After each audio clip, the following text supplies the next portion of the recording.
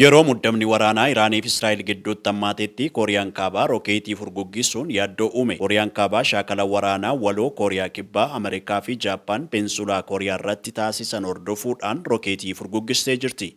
Akka dhaabbati oduu Yoonaap teessoo isaa Kooriyaa Kibbaa Se'uul godhate jedhutti Kooriyaan Kaabaa rookeetii 10 kan furguggiste yoo ta'u, rookeetonni kunneen bakka rookeetittiin itti darbatamte bakka furguggisa rookeetii naannawaa Sunaan Pyongyang biratti argamurraa furguggifamani. Kunis erga pirezidaantiin Kooriyaa Kibbaa Lee Jae-myung jalqaba baatii kana aangootti dhufanii booda furguggisa rookeetii isa jalqabaatii jedhamee jira. Akka Anaadooluun jedhutti biyyoonni sadan shaakala waraanaa naannawaa odola Kibbaa Jeejuutti kan adeemsisan yoo ta'u, xiyyaarota waraanaa F-15K Kooriyaa Kibbaa 2, xiyyaarota waraanaa F-16 Ameerikaa 6 fi jeettiiwwan F-2 Jaappaan 2 hirmaatanii jiru. Damni kun lola Israa'elii fi Iraan gidduutti adeemsifamaa jiru dabalatee baha giddu galeessaa keessatti wal dhabdee bal'aa fiduu danda'a jechuudhaan yaaddoo uumee jira.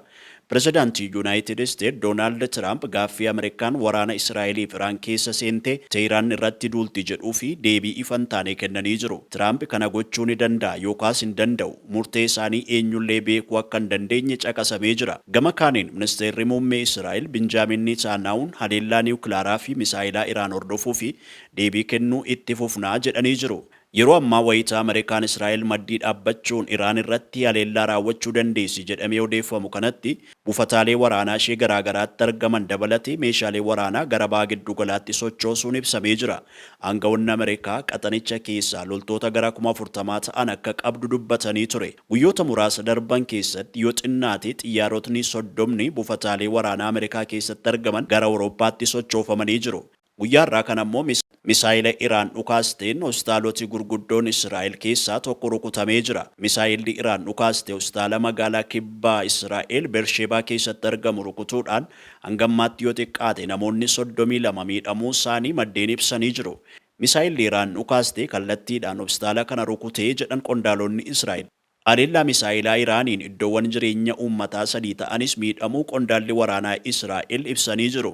Erga Iraan misaayilota hedduu gara Israa'elitti dhukaastee booda dho'iinsa gurguddaan magaalaa Teel Aviv keessatti hedduminaan dhaga'amaa jira. Bihimaan hospitaalaa Sorookaa miidhaa guddaan qaqqabuu ibsan. Meeshaaleen balaafamoo ta'an uummata miidhuu danda'u sodaa jedhuun namoonni naannawaa hospitaalicharraa akka fagaatan akeekkachiifamanii jiru. Haleellaa mudatee booda suuraaleen ba'aa jiran hospitaalli kun baay'ee manca'uu mul'isanii jiru. Ministeerri dhimma alaa itti aanaa Israa'el kan ta'an Shaariin Askel tarkaanfii Iraan kanaan itti yaadamee kan raawwatamee fi yakka jechuudhaan ibsan. Raashiyaan USA dhimma Iraan keessa akka hin seenne akeekkachiiftee jirti. Dubbiimaan mootummaa Raashiyaa Dimiitirii Peeskoof ejensii oduu Raashiyaa TASS jedhamuuf yaada kennaniin gidduu seentummaa USA balaa guddaa qabaa jedhan. Ameerikaan dhimma walitti bu'iinsa Israa'eliif Iraan keessa seenuun rakkoo biraa kanarra hamaa ta'e uuma jechuudhaan akeekkachiisan. Qondaalli Raashiyaa kun geggeessaan Iraan Ayatollah Khamenei lammiileen biyyattii jabaatanii akka dhaabataniif waamicha taasisan. Diinni keessan sodaachuu keessa yoo arge isin hin dhiisu jedhan ergaa fuula X gubbaatti barraa'een. Lammiileen Iraan gootummaa kana duratti hin beekaman akka agarsiisanis waamicha godhanii jiru. Israa'el buufata gabbisa niwukilaaraa ishee irratti raawwataa jirtu ilaalchisee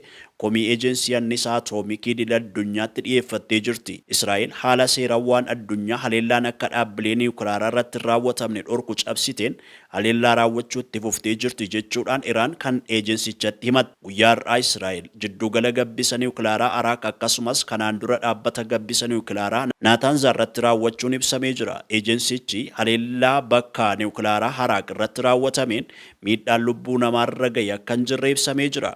Gabaasni kan BBC Aljeeziraa fi Anaadooluuti.